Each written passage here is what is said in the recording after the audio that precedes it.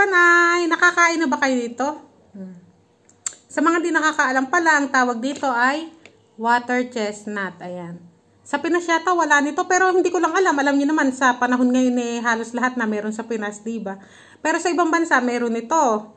Kadalasan meron ito sa Hong Kong, ayan, ganyan. Ewan ko lang kung saan-saan pa, ha?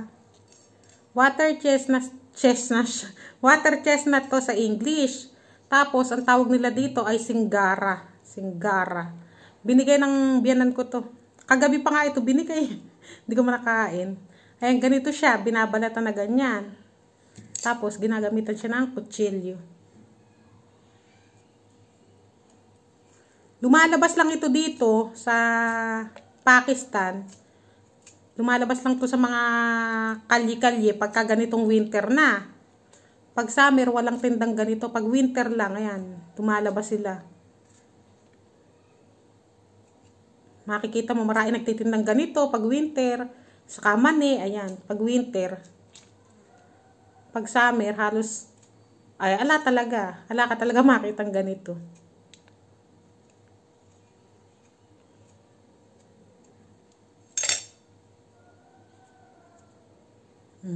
Ayan, ganyan siya pagka nabalatan.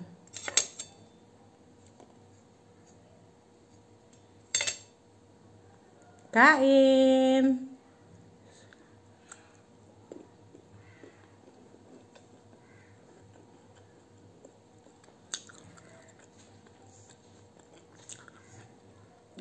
Halos walang lasa.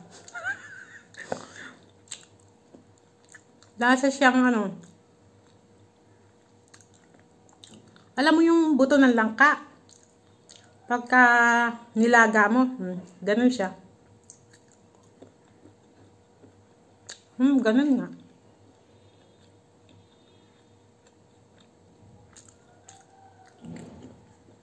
Nawala na yung ano ko, hena, ano. Wala na, okupas na.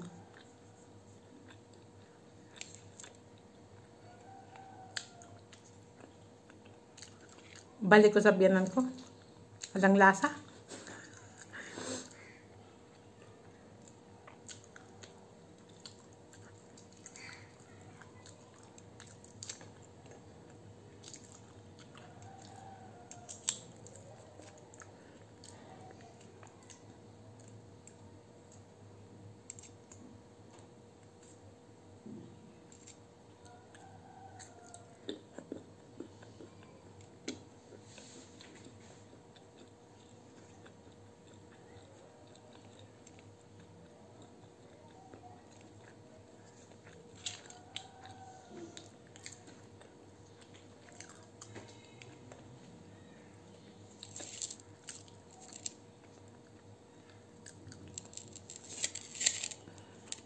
Ayoko na. Mas gusto ko talaga mani. Ayan. Dito pala ang mani. Di ba sa atin uso yung nilagang mani. Ayan. Tapos, busa, ganyan. Dito, nagbubusa rin sila. Pero, sa atin kasi pagka binusa sa, excuse me po, sa kawali lang, di ba? Hindi ko alam, nilalagyan ba mantika pagka binubusa yung mani? Dito kasi ano, kahit yung, dali. Diba, ayan, ganito na siya. Hubad, ay. Hindi naman ganito hubad. Basta pag ganito na siya, diba? Ibubusa siya dito sa may para siyang asin na parang buhangin. Asin siya na parang buhangin. Doon siya binubusa. Ganon di busa dito, ganon. Tapos, hindi uso dito nilalagay yung mani. Sarap. Ang sarap ng luto ng ganito. Doon din nila niluluto. Mag-upload ako ng video mamaya. Kung yung lutuan nila ng mani. Yung ganito, hilaw, di ba?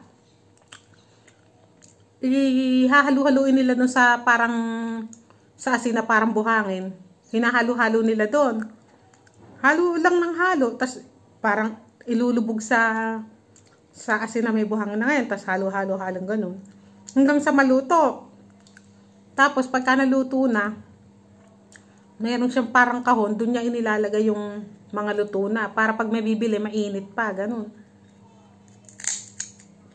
Basta kinakain nila to pagka winter. Pagka summer, ala ko nakikitang mga ganito. Alang mani-maning ganyan, nakatitinda. Pag winter lang.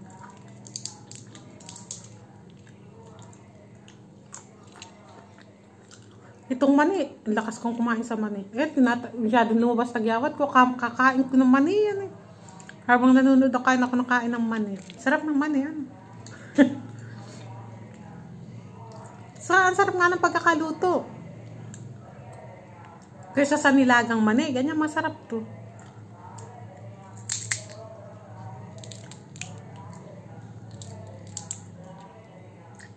Dati nataktong kainin kasi nga baka hilaw pa ka ako. Kasi tingnan mo yan, para talaga siya hilaw, ano.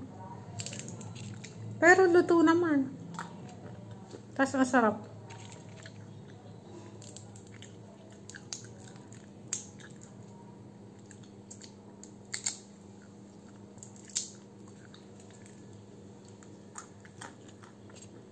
Mahilig din dito sa Manay si Usman. Saka si Mariam.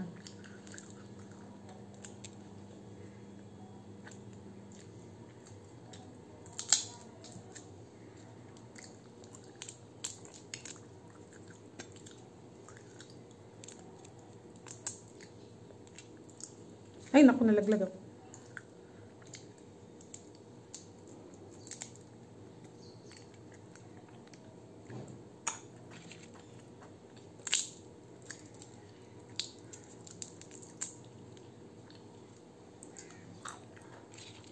Sarap.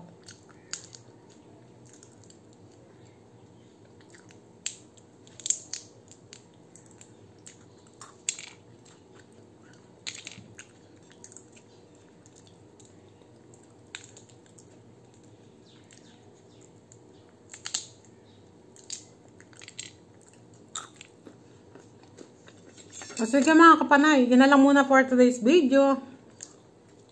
Ibabalik ko ito sa biyanan ko, may plastic.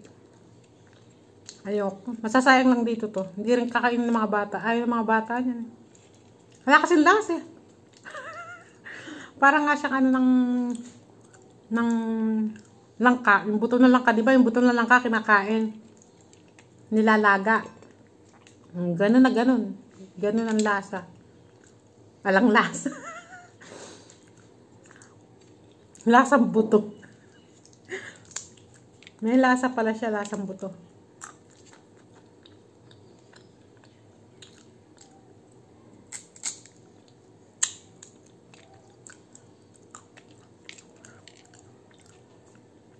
Baburus!